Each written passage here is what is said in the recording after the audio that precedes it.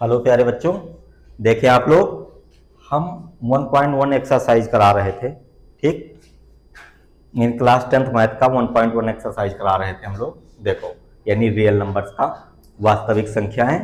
अब इधर देखिए आप लोग, दो क्वेश्चन हमने करा दिए थे, फर्स्ट और सेकंड करा दिए थे 1.1 एक्सरसाइज के। थर्ड क्वेश्चन देखो, थर्ड क्या कह रहा है? कह रहा है find the LCM and HCF of the following integers by applying the prime factorisation method. ठीक है, क्या बता रहा है? प्राइम फैक्टराइजेशन मेथड से करना है। जैसे हमने सेकंड क्वेश्चन बता रहा है वैसे इसको भी करना है, यानी अभाज्य गुणनखंड विधि द्वारा निम्नलिखित पूर्णांकों के एलसीएम और एचसीएफ ज्ञात करने हैं।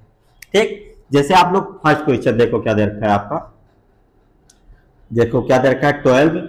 ये देखें पहला वाला, इसी को हम सॉल्व कर रहे हैं, फर्स्ट वाले को। देखो ये हमारे पास ये 12 है, 15 है और 21 है।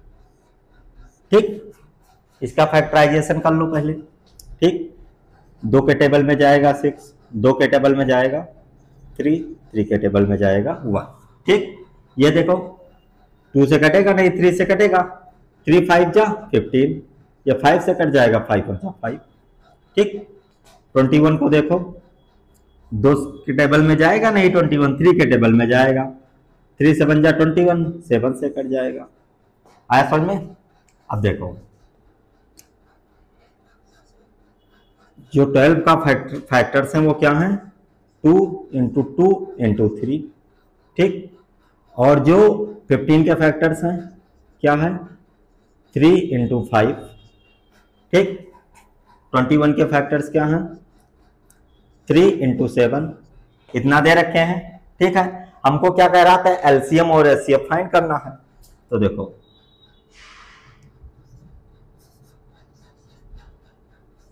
HCF and LCM of 12, 15 and 21 is क्या होगा?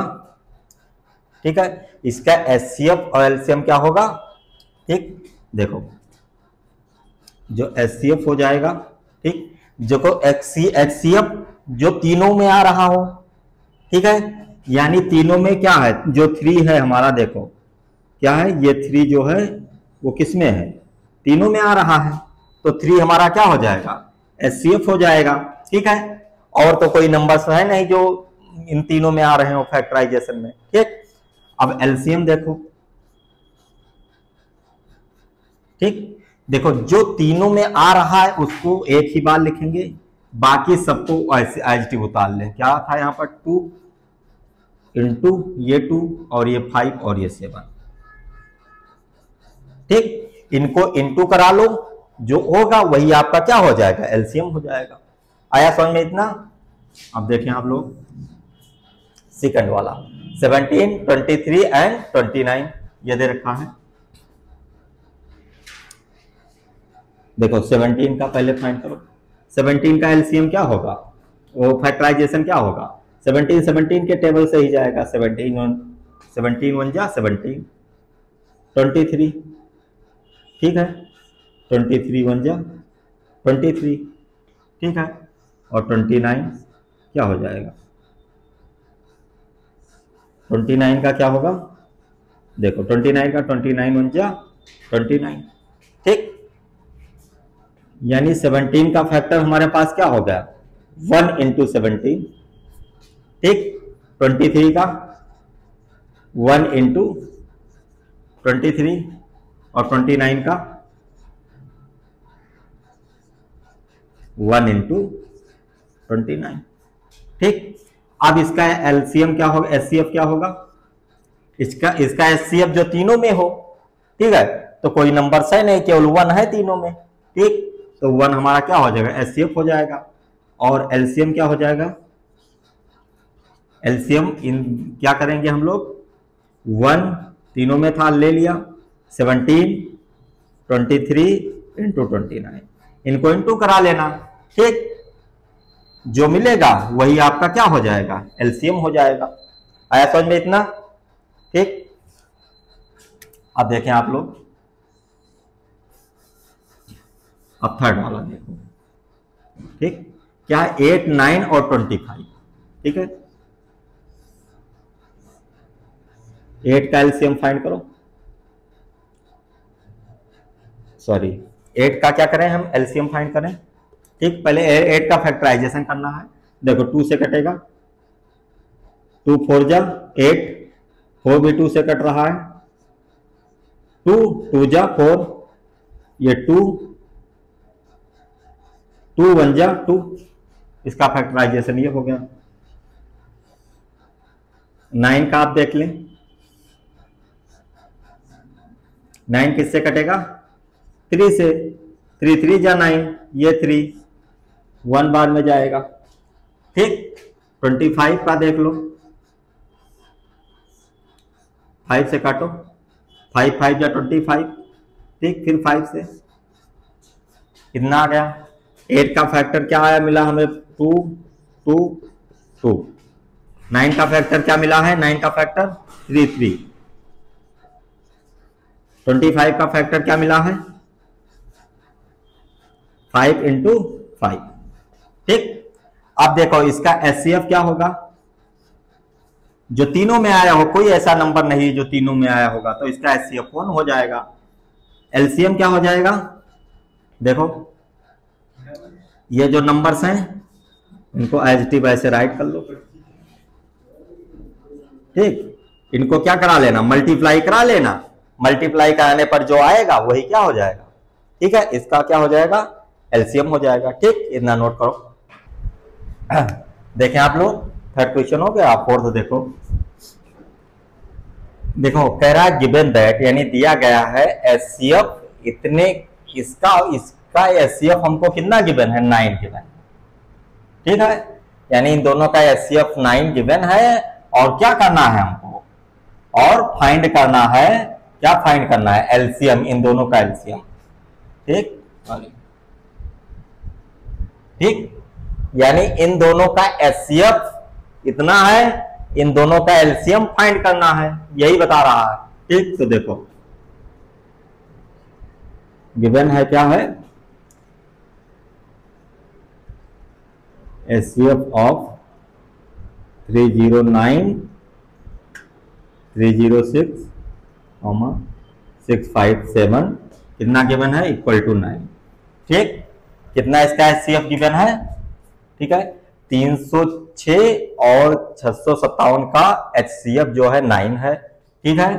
और हमको फाइंड करना है क्या, एलसीएम फाइंड करना है, ठीक। तो देखो वी नो दैट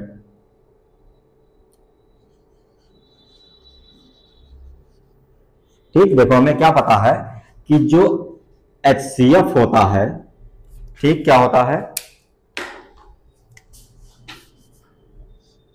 जो एचसीएफ होता है और क्या होता है, एलसीएम, एचसीएफ एंड एलसीएम का जो प्रोडक्ट होता है वो किसके इक्वल होगा, वो होगा प्रोडक्ट ऑफ 2 नंबर्स,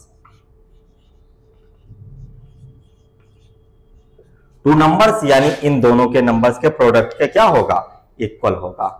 देखो एचसीएफ हमको, देखो हमको फाइंड क्या करना है, हमको एलसीएम फाइंड करना है, तो क्या हो जाएगा, एलसीएम फाइंड करना है, इक्वल टू एलसीएम के साथ जो वैल्यू है क्या है, एचसीएफ, वो नीचे आ जाएगा, ठीक है, और प्रोडक्ट ऑफ 2 नंबर्स ऊपर जाएगा,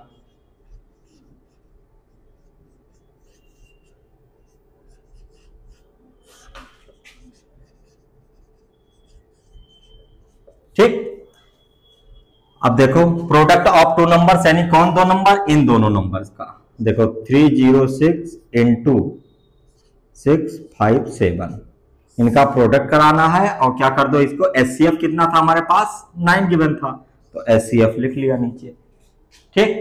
इसको काटो, देखो कट रहा है, 3 से कट रहा है, 3 3 जा 9, ठीक है, 3 1 जा 3, 0 लग गया, 3 3 जा, ओ सॉरी 3 2 जा 6 हो गया, ठीक।